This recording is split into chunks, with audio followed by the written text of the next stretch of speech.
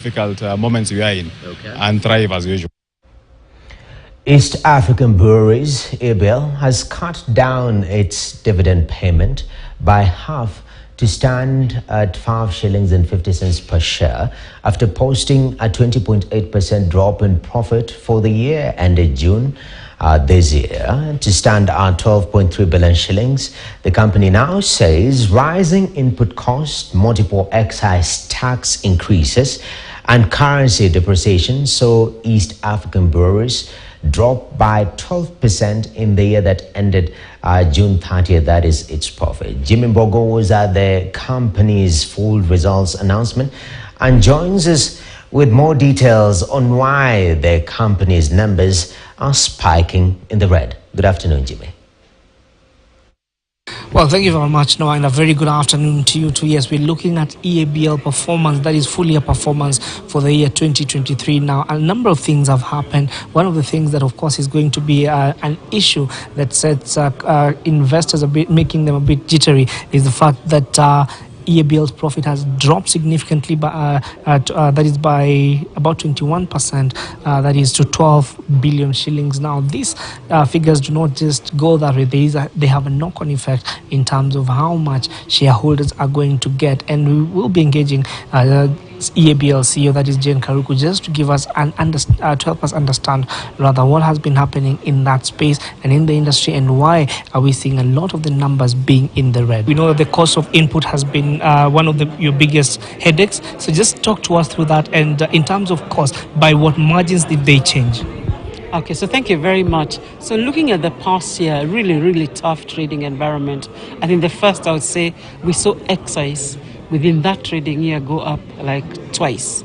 So we had the base change for beer 10% and for spirits 20% increase, and then compounded with an annual inflationary increase of about 6%. So that was really tough. And then remember what was happening. We had drought in the country and around our region. So we saw grain go up a lot by over 30%. Then we saw neutral spirits, which is ethanol, which we use in our business to make spirits, went up by 61%, contributed by the drought, but also contributed by the increase in fuel prices enough, and fuel companies sometimes buy that to mix with the fuel oil.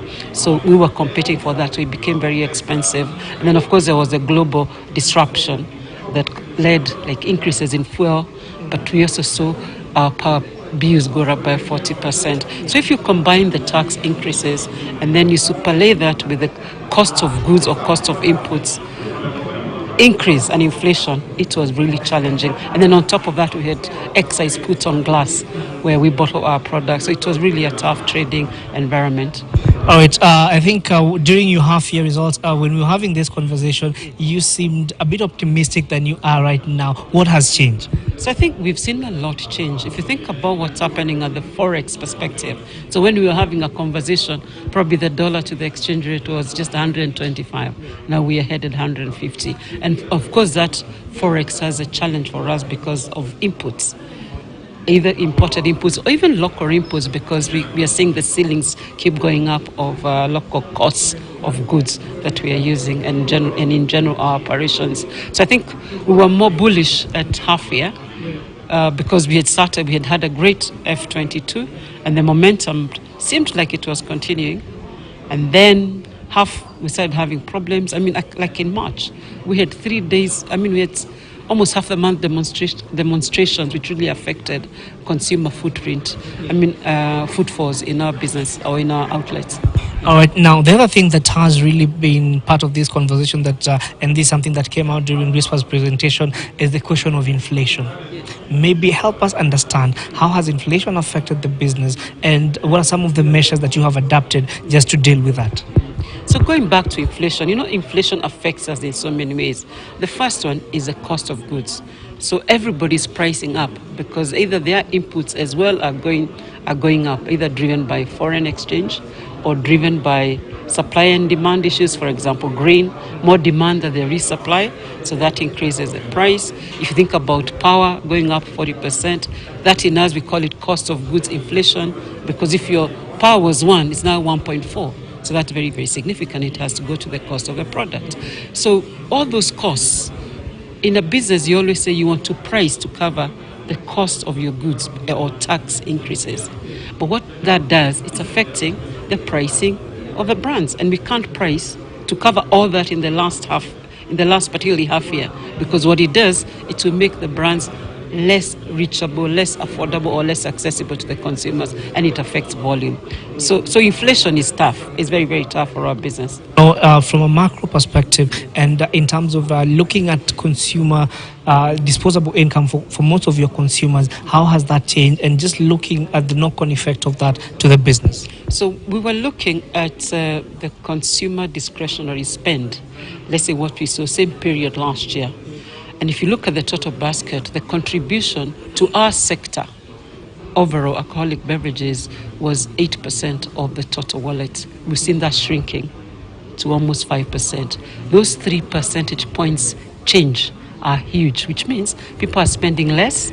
They're also spending less on the more expensive brands, and they are going down. So that net has a net effect on our volumes. The other thing we notice is that over the last few months, there's a contraction of the total beverage alcohol pie, which means people are being very choiceful in terms of how they spend their money. They probably are spending on food and other issues, and they're spending less in our category.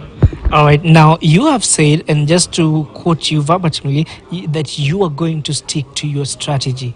And I'm sure there might be shareholders thinking, but the dividend that is coming to my pocket isn't what maybe I was expecting. But then, why stick to the strategy? When you stick to strategy, it means that you can weather the storms that come your way. Remember during COVID, we were together during COVID, and we said we'll stick to our strategy and we'll emerge stronger. And that's exactly what we are saying today. So you saw us last year deliver, the year before deliver very strong results, because we stuck to a strategy which was keep investing behind the brands, keep investing in CapEx, keep innovating, keep engaging your people, and keep building your distribution infrastructure, and keep giving to the communities, because then you grow a whole range of stakeholders who are with you. So when they get an extra sort of discretionary spend, they spend on you. So you must stick to the strategy, particularly when times are tough. All right, thank you so much, Dean, for making time to speak to KTN. And of course, we will be looking forward to financial year that is 24, just to see how the business turns around. And of course, now we'll be breaking this down for you later on, just looking at that performance and giving you more details later on in our subsequent bulletin. But for now, back to you. All right, thank you very much, Jimmy, for that informed insight on the EABL results, full year results. But now we take a short break right here on Business Today. When we come back, breaking the numbers down. And now that the Finance Act can proceed, how do you prepare yourself? Stay tuned.